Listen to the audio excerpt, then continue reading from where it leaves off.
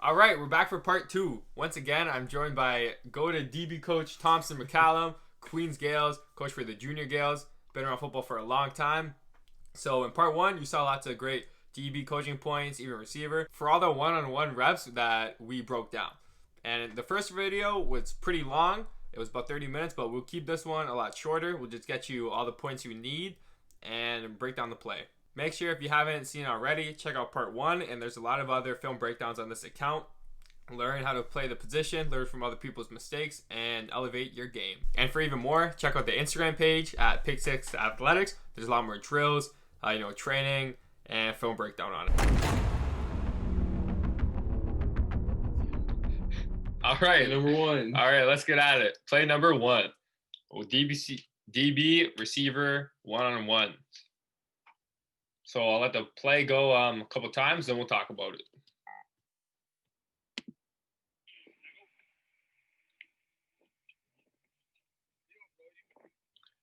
Oh, think it's a flag? I don't think so. Not biased at all. One more time, then we'll talk.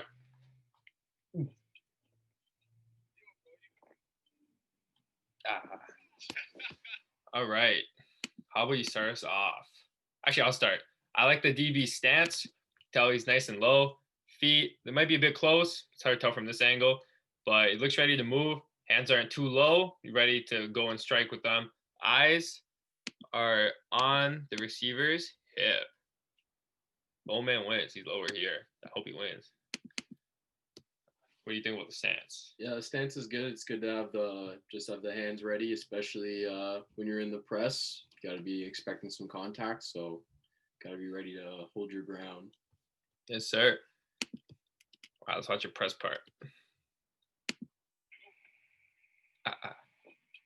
Oh. So right away, you could see that the DB looks familiar, actually. So the DB here is kind of just hopping his feet. Doesn't have much of a plan, but just keeping them moving. And, there's some different things you can do with your feet. You could inch back. You could be aggressive and go towards the receiver and jam. I don't recommend doing that. Maybe like a couple times a game just to switch it up because you could get beat if you miss. But, yeah, you could inch back. You could take a step one way or the other just to protect the shade more. Some other things you could do, just foot fire, like in this situation, then read the receiver. So eyes on his hip, he shoots his hand here. The problem with the DB is that he opens his hips, and you want to stay square and press as long as you can. You guys get contact, but if you open your hips like this, see they're now facing the sideline. You want them to be facing the receiver here.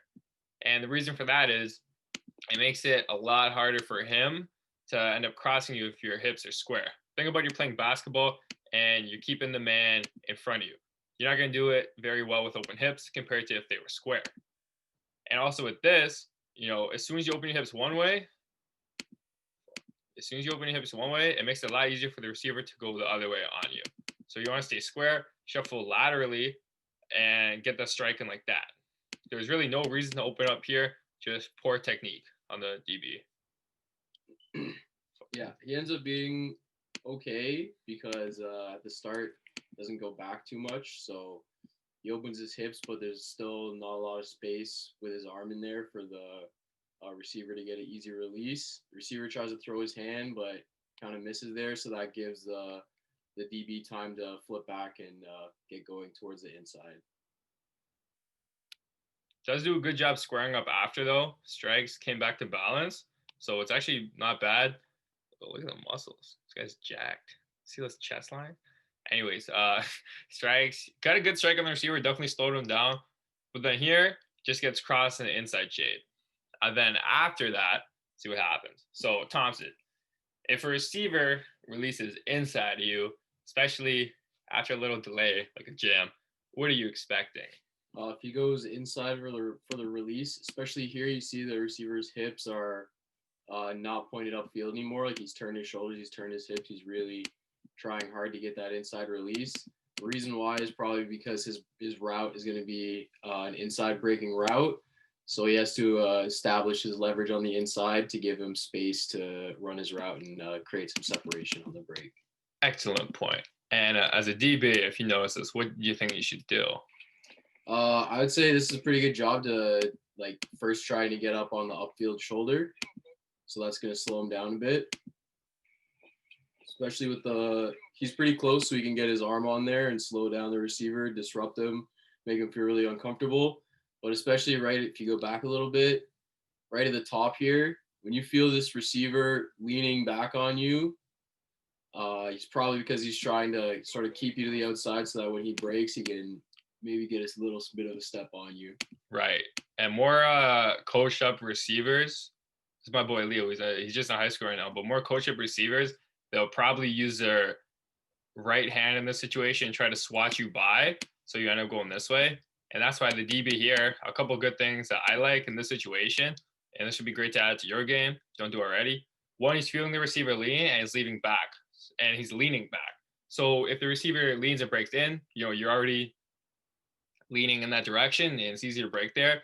But if he's leaning to, push off, swat you by, or try to undercut you and go out, you're matching his physicality there. So it'll make it a lot harder for him to swat you out of the way or just get around you because you're being physical with him and slowing him down. He's not just running freely. Then also with the left hand, just on the receiver, feeling where he's going.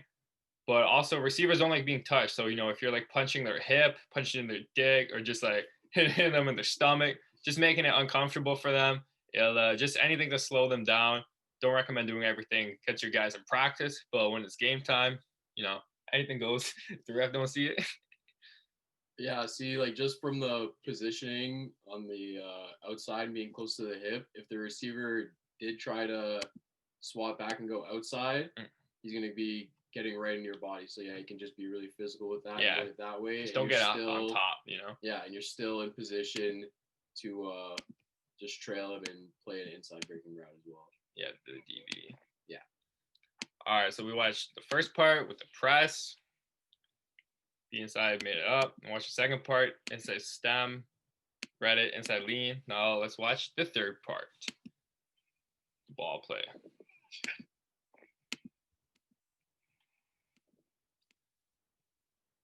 So yeah, as expected, the receiver breaks in and the DB's already leading that direction.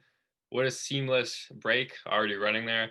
And he got beat inside, but he didn't panic, try to cut under the route too early, or just cut under the route too early. Stays on the outside shoulder, already got beat. Probably in a game would have helped inside. So make sure that if you're playing a game, Skelly 7-on-7, one, make sure you get some film right now because there's no season going on. So anything to send to coaches.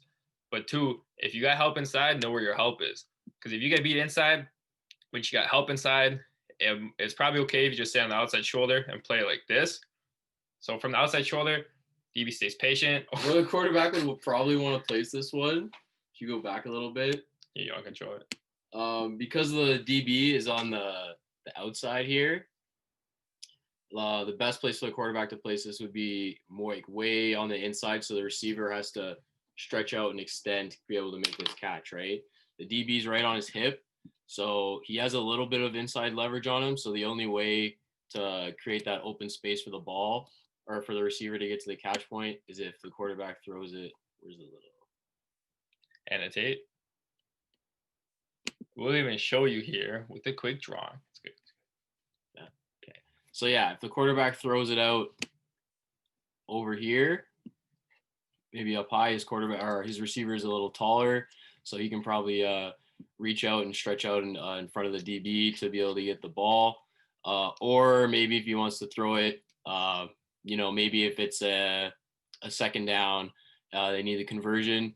And maybe, to keep the receiver safe from any other defenders, if you throw it low, in a way, that's going to protect the receiver because when he catches that ball, he's going to go into the ground. He's not going to be able to pick up any yards after the catch, but if he's past the first down marker and that's all you need, right. Yeah, it's going to protect this guy, make sure he doesn't get blown up going over the middle, right? Yeah. I think, the first thing on top, if the DB's on the top shoulder, just make sure the QB gets it inside there. If you're watching this, tell your QB, make sure he makes a throw because the DB is beat inside right now. So if the ball comes in sharp and the receiver is reaching out for it, the DB won't be able to touch the ball. He can still play through the receiver's hands, wrists, or arms, just try to disrupt him. But bad placement here. But hey, most of the time in football, you got a D-line rushing, you got blitzes, you got quarterbacks under pressure, and timing doesn't always work out. So don't sell yourself short. Like, just do whatever you can to make a play on the ball, and let's see how that goes down. Yeah, and then one other point I want to make here with the DB. So if we go back a little bit, you see he has the arm on the hip because he's really close to him in face, so he's able to still be able to disrupt him, play a little physical, like we said. But after the break, when he's expecting the ball to come in there, see, it's hard to tell because the receiver's body's in the way, but the way he pulls his left arm just off of his hip, right? So now he's not touching the receiver. Don't want a flag. Exactly. So you're protecting yourself against that pass interference at that crucial point when the ball's going to be coming. And then when he goes in to play the ball, right arm comes in maybe a bit early, but he gets his left arm around without being overly physical and gets it on the ball, most importantly. So, I mean, to me, I wouldn't call this a PI or anything. I think that's a pretty clean play on the ball. Yeah. And, yeah. I think for sure the ref could call it a flag just because the right arm goes around and it might disrupt the receiver from catching it with his right arm. But you do touch the ball. The receiver is not even really extending for it. It'd be on the ref, and you don't want it to be on the ref. At this point, the DB, like if you know your arm's going to get there, you don't have to put your right arm around the man. Of course, you want to secure the tackle. So I'm not saying it's the worst thing. Just be cautious. It could be a flag. Like he really doesn't need to put his right arm out here yet, because he's touching the ball.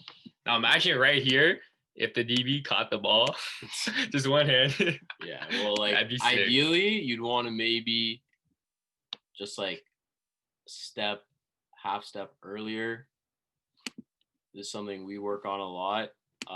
Just sort of trying to, like when you're in this position, this is the next level right now. Yeah, this is the next level of it. To make this is like our DB here makes a good play, but this is how you can make a great play, right? So just here, right on the break, if he gets a little bit more upfield, so right here, it's going to be hard for him to get his body in front of the receivers because he's going to have to go through the receiver's body, because if he tries to go around, it's going to take too long, right? Yeah. So if he just adjusted his path just a little bit before to be able to maybe just undercut on that last second and get the right arm around behind the receiver, you might just have a chance to catch the ball. Yes, sir.